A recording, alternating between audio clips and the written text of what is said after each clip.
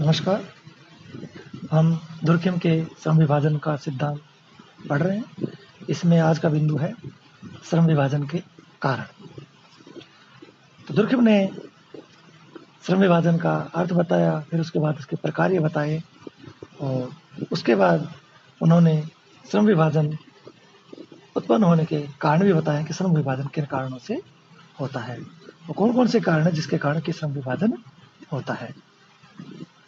Durkheim ने जो अपना श्रम विभाजन का सिद्धांत दिया है, तो उसमें उन्होंने श्रम विभाजन को एक सामाजिक तथ्य बताया है।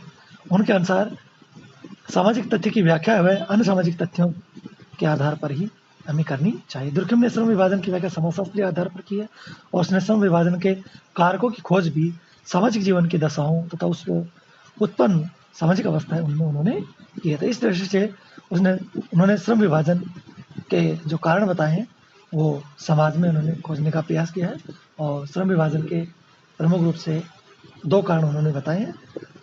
पहला कारण प्राथमिक कारण कहा है उन्होंने,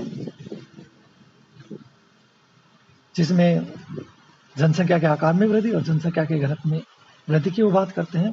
और द्वितीय कारण है बताया उन्होंने, उसमें सामूहिक चेतना का ह्रास और पैतृकता का घटता प्रभाव है, इसकी उन्होंने बात बताई है। तो श्रम विभाजन के दो कारण हैं, दो दुर्खिम ने बताए हैं।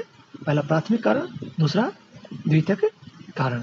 तो हम प्राथमिक कारणों में दो उपकारण है, जनसंख्या के आकार में वृद्धि तथा जनसंख्या के घनत्व में वृद्धि की बात वो करते हैं।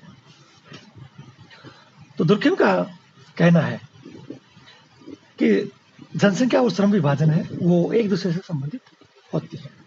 जनसंख्या और श्रम विभाजन एक दूसरे से संबंधित होती है। श्रम विभाजन समाजों की जटिलता और घनत्व के साथ सीधे अनुपात में विचरण करते, सीधे अनुपात में। जो जनसंख्या बढ़ेगी, जनसंख्या घनत्व बढ़ेगा तो श्रम विभाजन बढ़ेगा, सामाजिक जटिलता बढ़ेगी। और जो जनसंख्या कम होगी अर्थात श्रम विभाजन भी उसमें कम होगा। यदि सामाजिक विकास के दौरान यह निरंतर वृद्धि करता है तो इसका कारण यह है कि समाज नियमित रूप से अधिक घने और अधिक जटिल होते जाते हैं।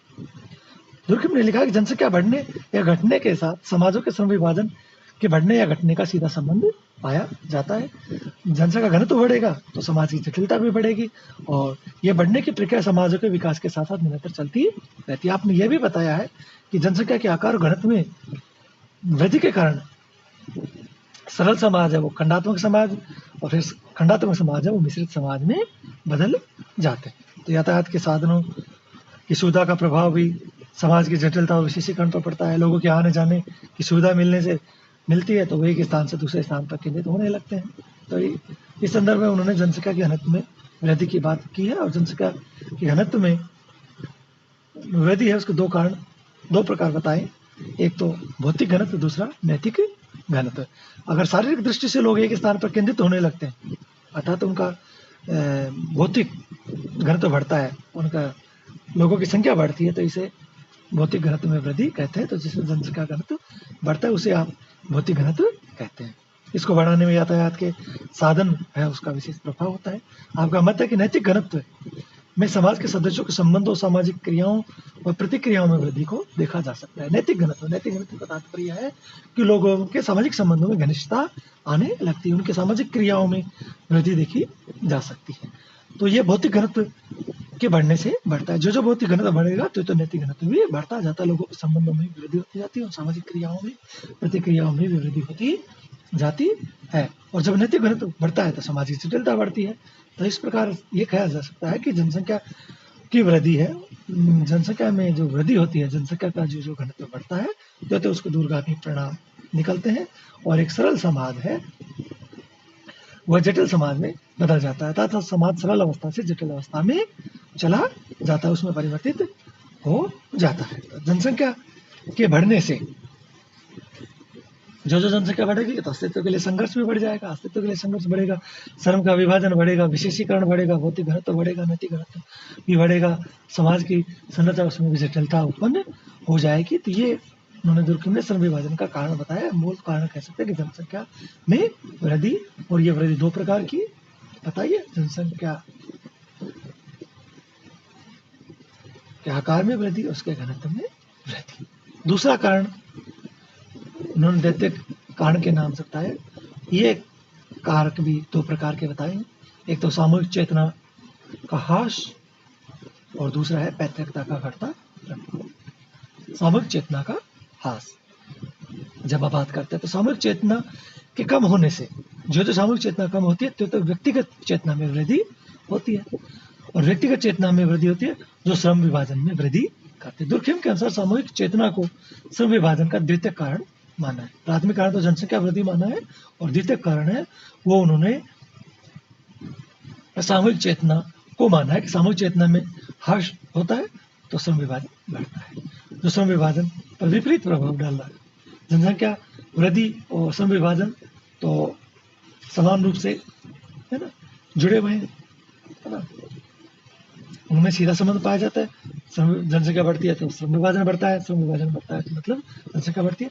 एक इसमें विपरीत उल्टा संबंध पाया जाता है, जो सामूहिक चेतना बढ़ेगी श्रम विभाजन कम होगा, और जो सामूहिक चेतना का ह्रास होगा अर्थात श्रम विभाजन में वृद्धि होगी। सामूहिक चेतना प्रबल होगी तो श्रम विभाजन में वृद्धि नहीं होगी, और सामूहिक चेतना कमजोर होगी तो श्रम विभाजन में वृद्धि होगी, और सामूहिक चेतना के घटने और बढ़ने का प्रभाव श्रम विभाजन पर पड़ता है। तो इस द्वितीय कारण में दूसरा पॉइंट बताया उन्होंने पैतृकता का घटता प्रभाव। दुर्कheim ने पैतृकता को भी श्रम विभाजन का द्वितीय कारक बताया। आपने बताया है कि पैतृकता का प्रभाव है वो श्रम विभाजन के साथ जुड़ा हुआ है। पैतृकता का जब प्रभावशाली होगी तो समाज में परिवर्तन की गति कैसी होगी, कम होगी।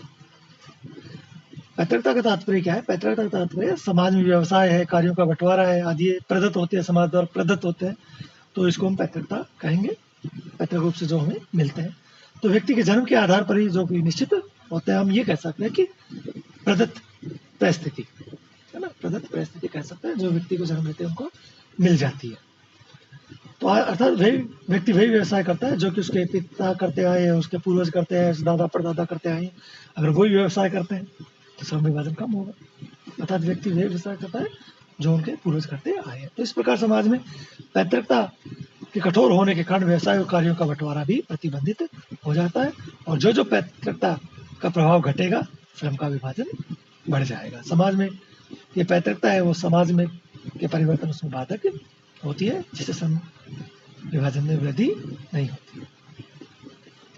तो दुर्कheim का कहना है कि पैतृकता जितनी प्रभावशाली होगी समाज के श्रम विभाजन में वृद्धि है वो उतनी कम होगी, अर्थात वृद्धि की दर कम होगी, और पैतृकता का प्रभाव जितना घटेगा तो श्रम विभाजन उतनी तेजी से बढ़ेगा। पैतृकता के घटने या कमजोर होने का प्रभाव है वो श्रम विभाजन पर पड़ता है। पैतृकता कम होगी तो लोग परंपरागत व्यवसाय त्यागेंगे, त्याग करके नए व्यवसाय करेंगे, नए व्यवसाय करके तो श्रम विभाजन में वृद्धि तो होगी। तो इस प्रकार ये तो कारण है श्रम विभाजन के दुर्कheim ने बताया, प्राथमिक कारण और द्वितीय कारण।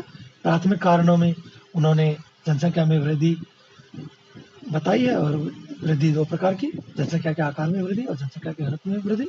और द्वितीय कारक है जो उन्होंने बताया उसमें सामूहिक चेतना का ह्रास और पैतृकता का घटता प्रभाव ये बताए हैं। तो इस प्रकार श्रम विभाजन के ये कारण हो गए जो कि दुर्कheim ने बताए हैं। धन्यवाद।